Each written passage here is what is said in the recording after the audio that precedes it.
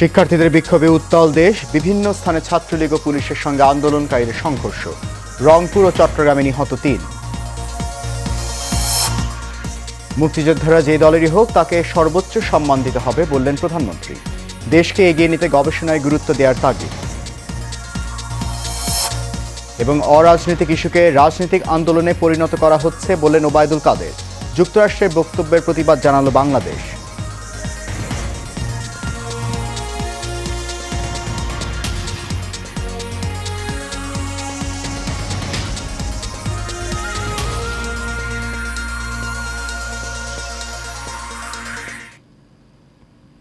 সবাইকে স্বাগত জানাচ্ছি এশিয়ান নিউজে। আপনাদের সাথে আছি আমি সৈয়দ মাহিউজ্জামান মুখর।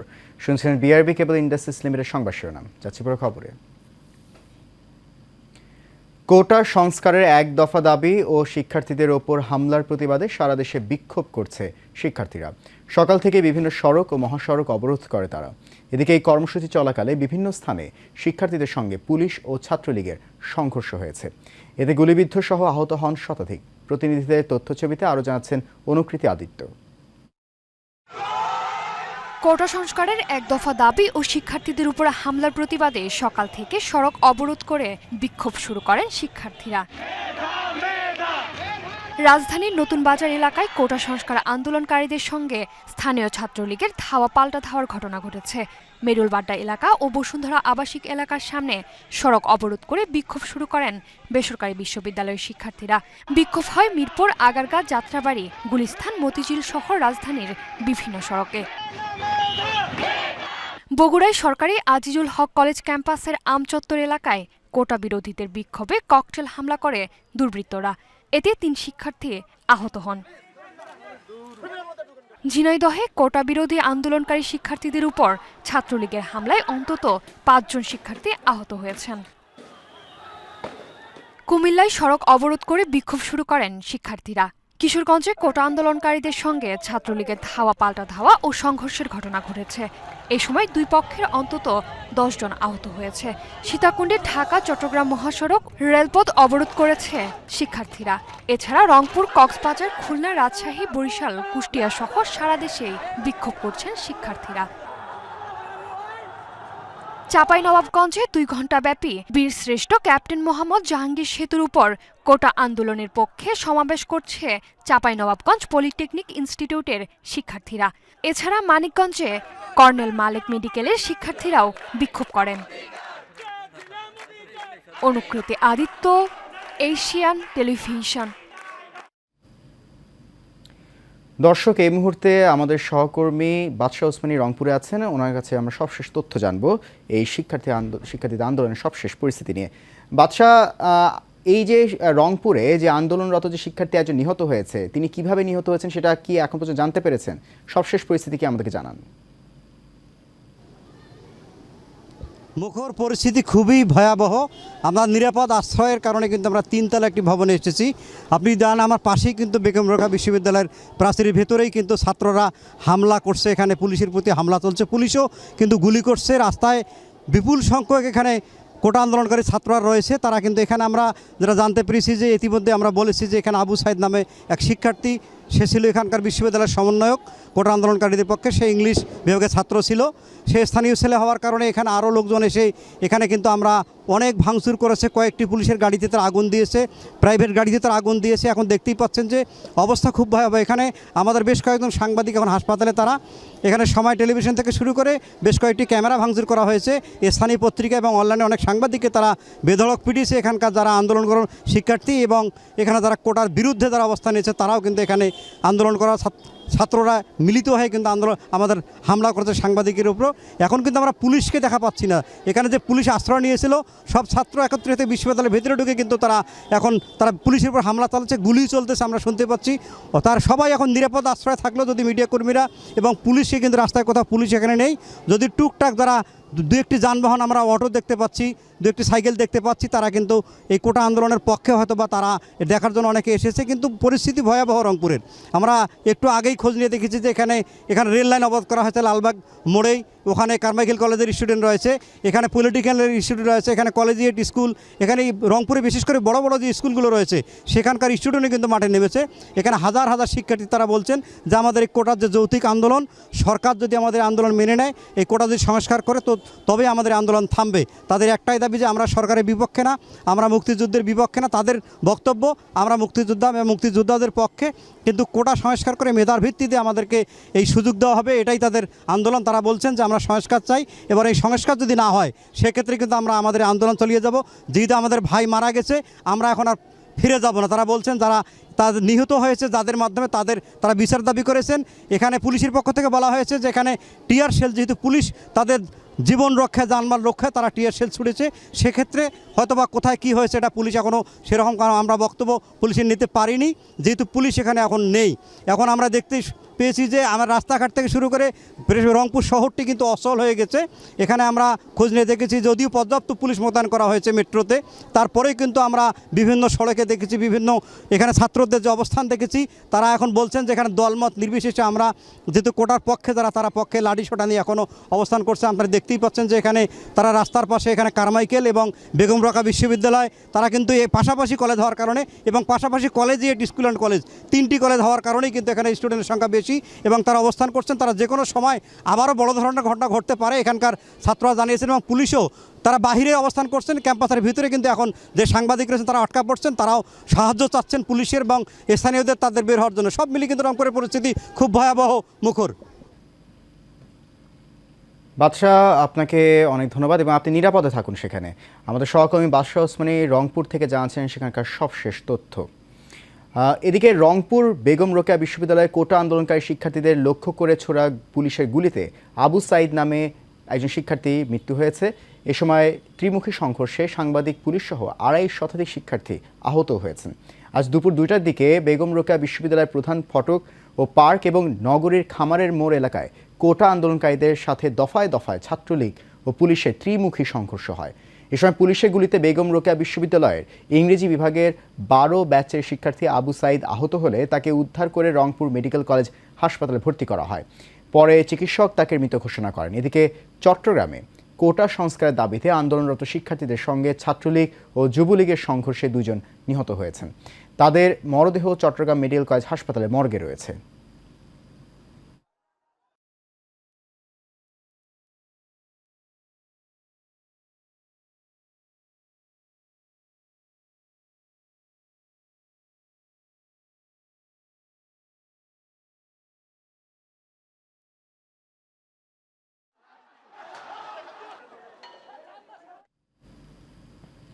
এদিকে কোটা সংস্কারের দাবিতে আন্দোলনরত শিক্ষার্থী ও ছাত্রলীগের পাল্টাপাল্টি কর্মসূচিতে রণক্ষেত্রে পরিণত হয়েছে ঢাকা বিশ্ববিদ্যালয়। আজও কয়েক দফা সংঘর্ষে আহত হন বেশ কয়েকজন। দেখুন এই মিতুর রিপোর্ট। কোটা সংস্কারের দাবিতে চলমান আন্দোলনের অংশ হিসেবে মঙ্গলবার বিকেলে ক্যাম্পাসের কর্মসূচি পালনের ঘোষণা থাকলেও দুপুর থেকে ঢাকার বিভিন্ন সড়ক ও রেলপথ অবরোধ করে বিক্ষোভ দেখাচ্ছেন আন্দোলনকারীরা। বেলা 11টার পর থেকেই উত্তরা, বাড্ডা, রামপুরা, মুগদা থেকে শুরু করে Jatrabari, mayor Hanif flyover, science lab মোড় অবরোধ করে রাখেন বিভিন্ন শিক্ষা প্রতিষ্ঠানের আন্দোলনরত শিক্ষার্থীরা। এদিকে কোটা সংস্কারের আন্দোলনকে কেন্দ্র করে পূর্ব ঘোষিত কর্মসূচি বাস্তবায়নে দুপুর থেকে ঢাকা বিশ্ববিদ্যালয়ের রাজু ভাস্কর্যের পাদদেশে অবস্থান নিয়েছে ছাত্রলীগ নেতাকর্মীরা। এ সময় ছাত্রলীগের সাধারণ সম্পাদক জানান, ছাত্রলীগ কোনো ধরনের সংঘাতে যেতে চায় না, যে কোনো বিষয়ে যৌক্তিক আলোচনার মাধ্যমে সমাধান করা সম্ভব। আমরা কোনো প্রকার কনফ্রন্টেশনে যেতে চাই না। আমরা কোলাবোরেশনের মাধ্যমে দেশের শিক্ষা প্রতিষ্ঠানগুলোতে শিক্ষার সুষ্ঠু পরিবেশ বজায় রাখতে চাই। আমরা চাই দেশের শিক্ষা প্রতিষ্ঠানগুলো যে স্মার্ট শিক্ষা প্রতিষ্ঠানে পরিণত হওয়ার দিকে এগিয়ে চলছে সেই ধারা অব্যাহত থাকুক, বাংলাদেশের সুন্দর সাবলীল অগ্রযাত্রা অব্যাহত থাকুক। এদিকে ঢাকা বিশ্ববিদ্যালয়ের প্রোটোকল বডির এক সদস্যকে কোটা সংস্কারের দাবিতে আন্দোলন করা শিক্ষার্থীরা মারধর করেছে বলে অভিযোগ উঠেছে। Mitu, Asian television, Dhaka. প্রধানমন্ত্রী শেখ হাসিনা বলেছেন, বীর মুক্তিযোদ্ধাদের সর্বোচ্চ সম্মান দিতে হবে। তিনি বলেছেন, জাতির পিতার ডাকে বীর মুক্তিযোদ্ধারা তাদের জীবন বাজি রেখে পরিবার পরিজনের মায়া ত্যাগ করে শত্রুকে পরাজিত করে বিজয় নিশ্চিত করেছেন। প্রধানমন্ত্রী ফেলোশিপ 2024-25-এর নির্বাচিত ফেলোদের পুরস্কার প্রদান অনুষ্ঠানে শেখ হাসিনা আরও বলেন, ক্ষুদ্র নৃগোষ্ঠী, প্রতিবন্ধী, অটিস্টিক, নারী কেউ যাতে পিছিয়ে না থাকে তার জন্য সরকার সচেষ্ট রয়েছে। বিস্তারিত থাকছে নূর মোহাম্মদ ভুইয়া রিপোর্টে।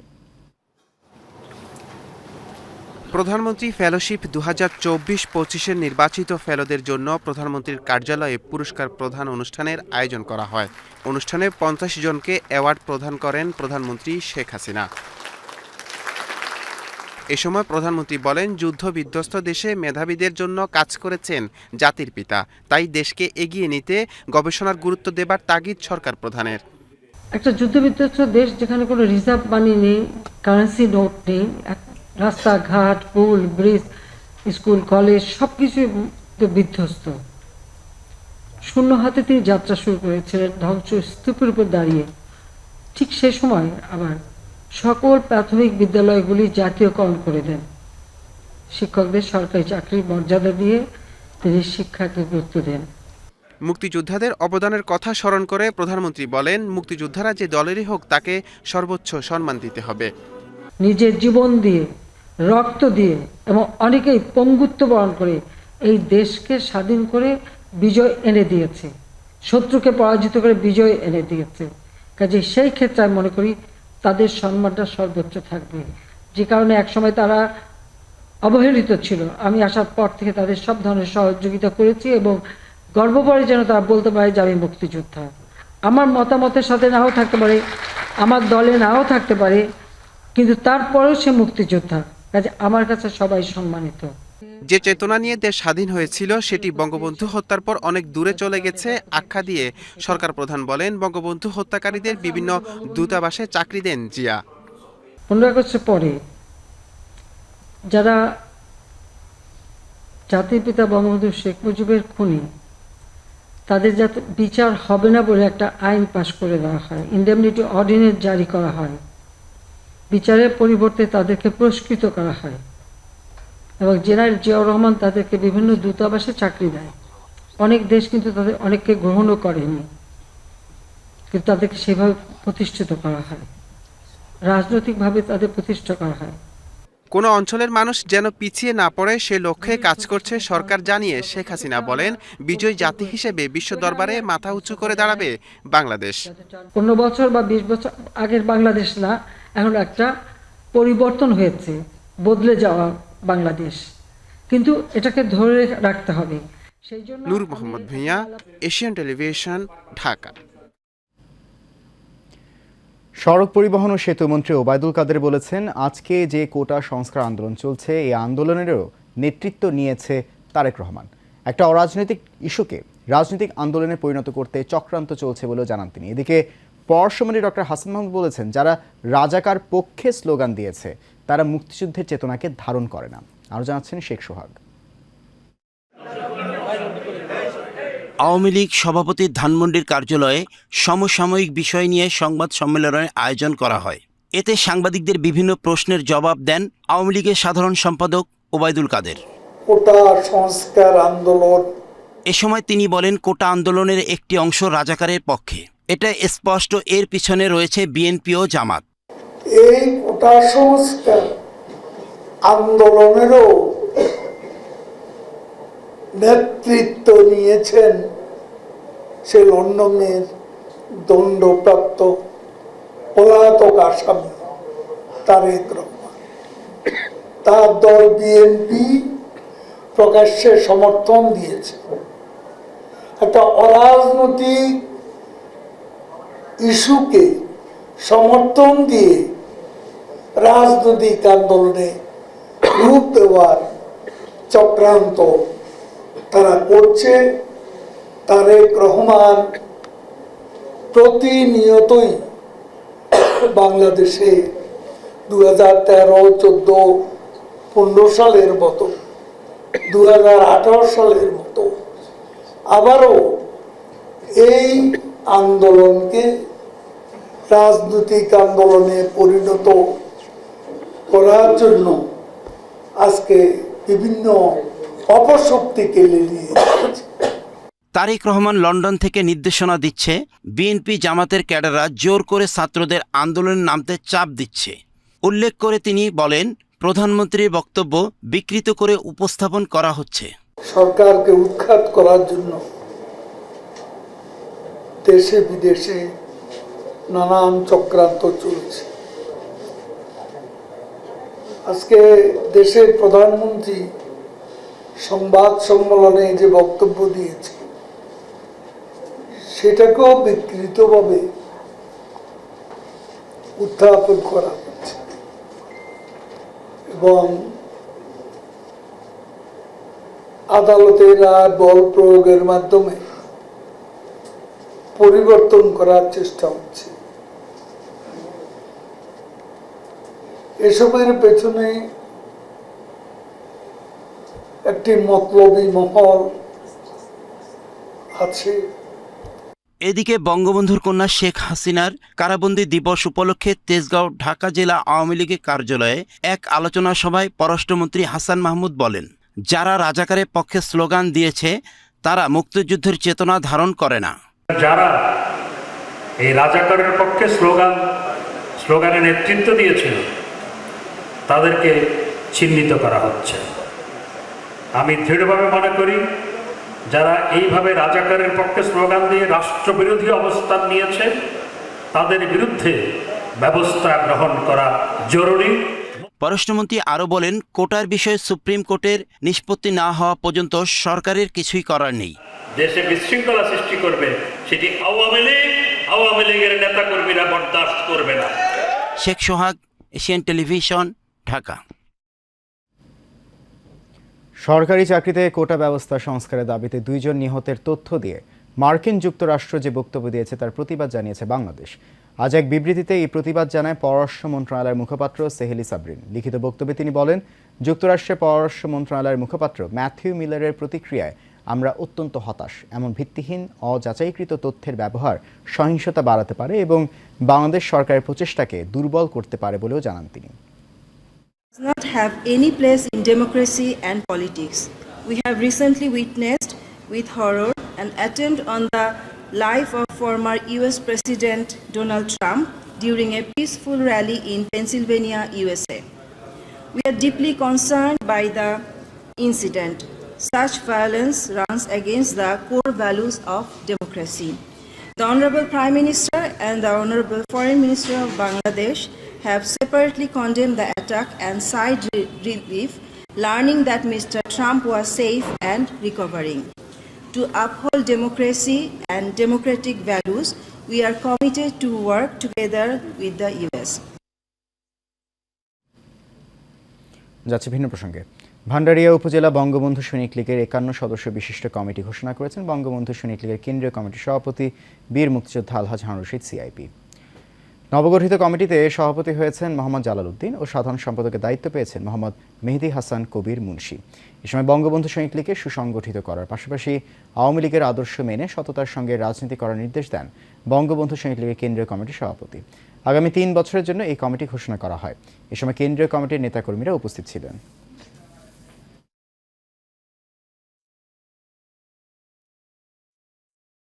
স্মার্ট বাংলাদেশ বিনির্মাণে ইন্টারনেটের অভাবনীয় শক্তিকে পুরোপুরি কাজে লাগাতে সংশ্লিষ্টদের প্রতি আহ্বান জানিয়েছেন ডাক, টেলিযোগাযোগ ও তথ্য প্রযুক্তি প্রতিমন্ত্রী জুনায়েদ আহমেদ পলক। রাজধানীর একটি হোটেলে জিপি5-এর উদ্বোধনী অনুষ্ঠানে প্রধান অতিথির বক্তব্যে তিনি কথা বলেন। অনুষ্ঠানে বিশেষ অতিথি হিসেবে উপস্থিত ছিলেন বিটিআরসির চেয়ারম্যান প্রকৌশলী মোহাম্মদ মহিউদ্দিন আহমেদ। আরও উপস্থিত ছিলেন গ্রামীণফোনের CEO Yasir Azman, chief marketing officer Mohammad Sajjad Hasib, head of network services Abul Kashem Mohiuddin Al Amin সহ অন্যান্যরা। এক্সপ্রেস পদ্ধতিতে চালান খালাসের বিধি বাতিলের দাবিতে ঢাকা কাস্টমস হাউসে কর্মবিরতি পালন করেছে C&F এজেন্টরা। সকালে এই কর্মসূচি পালন করা হয়। আন্দোলনকারীরা জানান, আগে C&F কর্মীরা সমস্ত মালামাল খালাস করত। এখন কালো আইন করে কুরিয়ার সার্ভিসের মাধ্যমে পণ্য খালাস করা হচ্ছে। এতে করে আদায় করা হচ্ছে অনৈতিক সুবিধা। স্বর্ণ পাচারের সহযোগিতা করার জন্যই সিন্ডিকেট করে এই আইন করা হয়েছে। এর ফলে প্রায় 10 থেকে 12 হাজার এজেন্ট ক্ষতির সম্মুখীন হচ্ছে। গতকালও একই দাবিতে তারা বিক্ষোভ করেন। যতক্ষণ পর্যন্ত না আমাদের দাবি আদায় না হয় ততক্ষণ পর্যন্ত আমরা মাঠ ছাড়বো না, আমরা আলোচনাও চালিয়ে যাব, মাঠেও থাকবো। আমাদের 10,000 কর্মচারী বেকার হয়ে যাচ্ছে, যার জন্য আমাদের এই পথে নামা। আমাদেরকে আমাদের পথে ফিরিয়ে দিলে আর কোনো ক্ষতির সম্মুখীন হবে না এবং আমরা কাজ করতে পারলে আমরা এখানে আর আন্দোলন করব না। দর্শক, এইচএম স্টিল চট্টগ্রাম সংবাদ।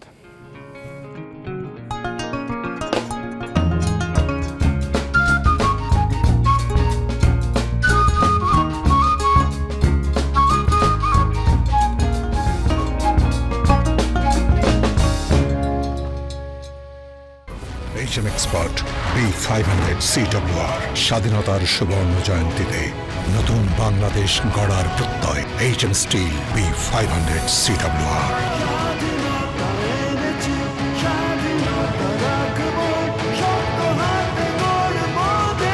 HM Steel।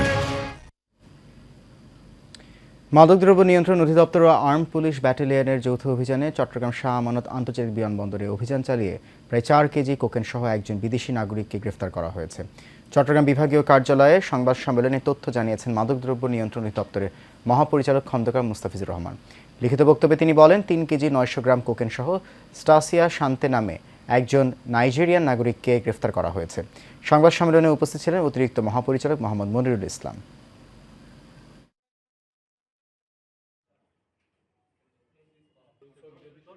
শেষ করবে এশিয়ান নিউজ। তার আগে বিআরবি কেবল ইন্ডাস্ট্রিজ লিমিটেড সংবাদ নামগুলো জানিয়ে দিচ্ছে আরও একবার।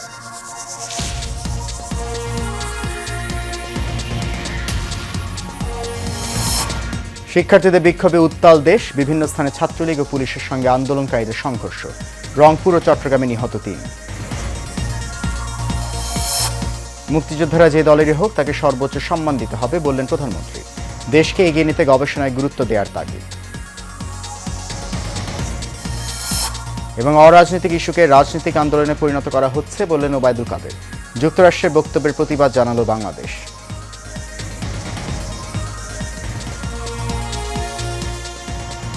এশিয়ান নিউজ এ পর্যন্তই। আমাদের পরবর্তী সংবাদ দেখার আমন্ত্রণ রইল। এতক্ষণ সঙ্গে থাকার জন্য অনেক ধন্যবাদ সবাই।